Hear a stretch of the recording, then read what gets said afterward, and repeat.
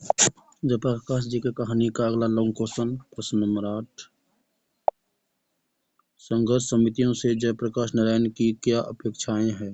Answer, Jayaprakash Narayan संघर्ष समितियों से अपेक्षा करते हैं कि विधानसभा चुनावों में छात्र संघर्ष तथा जन संघर्ष समितियां मिलकर आराम से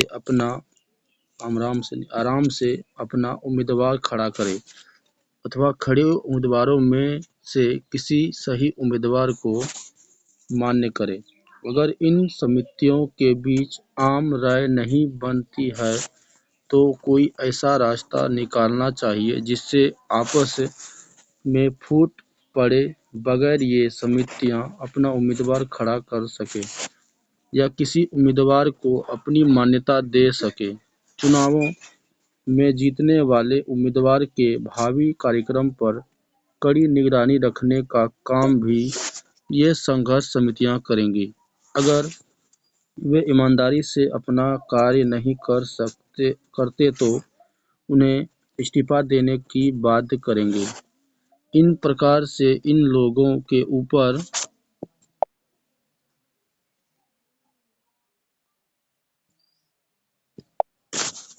अंकुश होगा तथा ये श्रृंखला निरंकुश और स्वच्छंद नहीं रह पाएंगे। Question number 9। जयप्रकाश नारायण के इस भाषण से आप अपना सबसे प्रिय अंश चुनें और बताएं कि वह सबसे अधिक प्रभावी क्यों लगा। आंसर, जयप्रकाश नारायण द्वारा दिए गए भाषण में जो अंश मुझे प्रिय लगा वह निम्नलिखित है। मित्रों, अमेरिका के बागानों में मैंने काम किया, कारखानों में काम किया, लोहे के कारखानों में जहां जानवर मारे जाते हैं उन कारखानों में काम किया। जब यूनिवर्सिटी में पढ़ता था, छुट्टियों में काम करके इतना काम लेता था कि कुछ खाना हम 3-4 विद्यार्थी मिलकर पकाते थे और सस्ते में हम लोग खा पी लेते थे। एक कोठरी में कई आदमी मिलकर रह लेते थे, रुपया बचा लेते थे, कुछ कपड़े खरीदने, कुछ फीस के लिए और बाकी हर दिन रविवार को छुट्टी नहीं 1 घंटा रेस्तरां में, होटल में या तो बर्तन धोया या वेटर का काम किया। तो शाम को रात का खाना मिल गया, दिन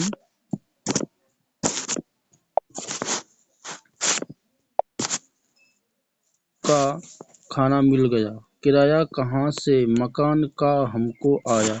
बराबर 2-3 लड़के, कितने वर्षों तक 2 चारपाई नहीं थी, कमरे में एक चारपाई पर मैं और कोई न कोई अमेरिकन लड़का रहता था। हम दोनों साथ सोते थे, एक रजाई हमारी होती थी। इस गरीबी में मैं पढ़ा हूँ। इतवार के दिन और कुछ ऑड टाइम में यह जो होटल का काम है उसको छोड़ करके जूते साफ करने का काम शू शाइन पार्लर में, उससे ले करके कमोड साफ करने का काम होटलों में करता था। वहाँ जब बीए पास कर लिया, स्कॉलरशिप मिल गई, 3 महीने के बाद ऑन स्टैंड हो गया, डिपार्टमेंट का ट्यूटोरियल क्लास लेने लगा तो कुछ आराम से रहा बीच में। इन लोगों से पूछिए, मेरा इतिहास ये जानते हैं और जानकर भी मुझे गालियां देते हैं। मुझे भाषण का यह अंश सबसे अधिक प्रभावी लगने लगा। कारण यह है कि इससे एक विद्यार्थी के कठोर परिश्रम तथा शिक्षा प्राप्ति के लिए उसकी सच्ची लगन का वर्णन मिलता है। जयप्रकाश नारायण जी ने विदेश में रहकर विभिन्न कठिनाइयों का सामना करते हुए अपनी पढ़ाई पूरी की। वह घटना एक विद्यार्थी के लिए बहुत प्रेरक प्रसंग है। प्रश्न नंबर 10। चुनाव सुधार के बारे में जयप्रकाश जी के प्रमुख सुझाव क्या है? उन सुझावों से आप कितना सहमत हैं?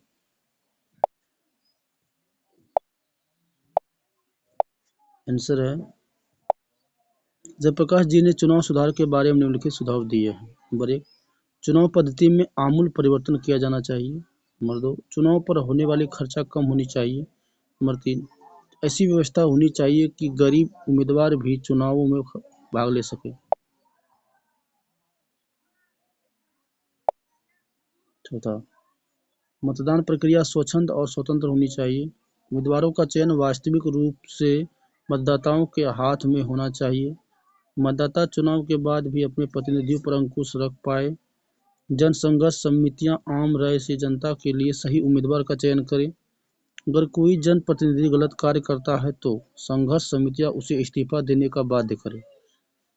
जयप्रकाश जी द्वारा दिए गए उपरोक्त सुझाव देशभक्ति तथा जल कल्याण के लिए उपयोगी है। हम इन सुझावों से पूर्णतया सहमत हैं।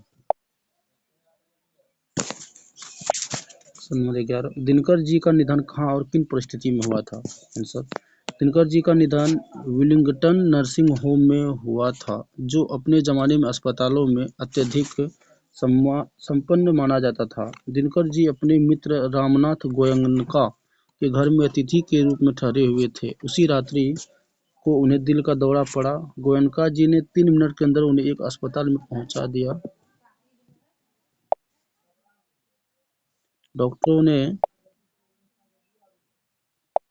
अपना पूरा प्रयास किया पर उसको नहीं बचा सके। तो आज की क्लास में बस इतना ही, बाकी अगले क्लास में